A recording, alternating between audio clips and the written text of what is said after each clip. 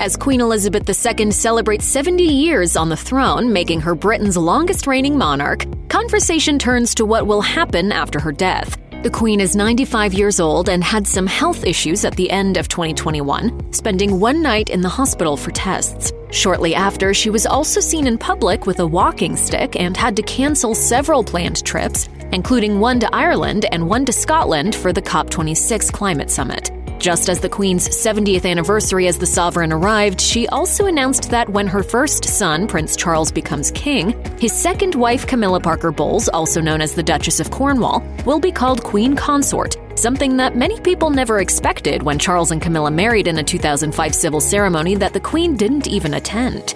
Now comes news of where Charles and Camilla will live when he becomes king and she becomes Queen Consort. Since 1837, when Queen Victoria took the throne, Buckingham Palace has been the traditional main residence of the monarch. But there was word that when Queen Elizabeth II dies, it would become more of a workspace for the monarchy than a home. However, the Daily Mail now reports that Prince Charles and Camilla will live there when he becomes king, with a source telling the outlet that Charles is, quote, firmly of the view that it's the visible symbol of the monarchy in the nation's capital and therefore must be his home.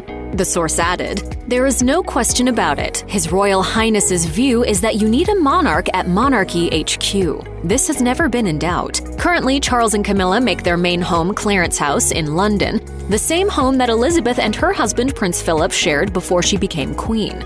While Charles's son and daughter-in-law, Prince William and Kate Middleton, will remain in an apartment at Kensington Palace, sources tell the Daily Mail that they will eventually inherit Windsor Castle, another favorite home of the Queen.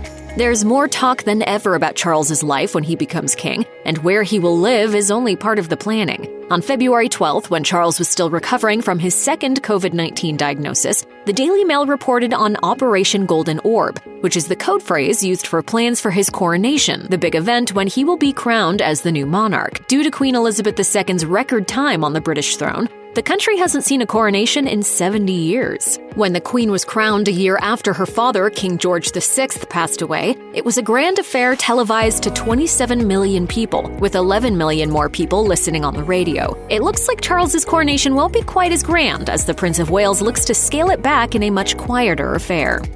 Well, there's only room for one sovereign at a time, not two.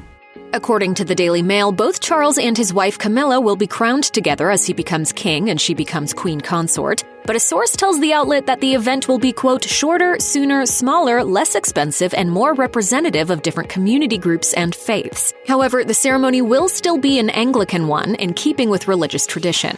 While Queen Elizabeth II's coronation included 8,000 dignitaries at Westminster Abbey, Charles's coronation will be limited to a maximum of 2,000 in attendance, and, as another source told the Daily Mail, will be, quote, far shorter because you have to consider Charles's age. Even fewer members of the royal family will be in attendance, as a royal source notes. It will be a slimmed-down monarchy on display throughout. I wouldn't be surprised to see just Charles and Camilla, Kate and William and their children on the Buckingham Palace balcony afterwards. Once he is king, Charles will stick with the tradition of living at Buckingham Palace, but he does intend to make another change aside from his scaled-back coronation. He also plans to use a different royal insignia from his mother, who uses the St. Edward's design. Instead, Charles plans to go with the Tudor crown to usher in a new era in the British monarchy. Check out one of our newest videos right here. Plus, even more list videos about your favorite royals are coming soon. Subscribe to our YouTube channel and hit the bell so you don't miss a single one.